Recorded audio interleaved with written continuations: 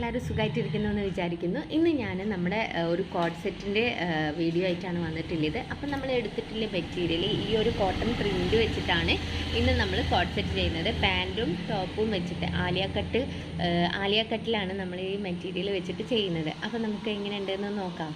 ഇതിൻ്റെ final result അടിപൊളിയാണ്.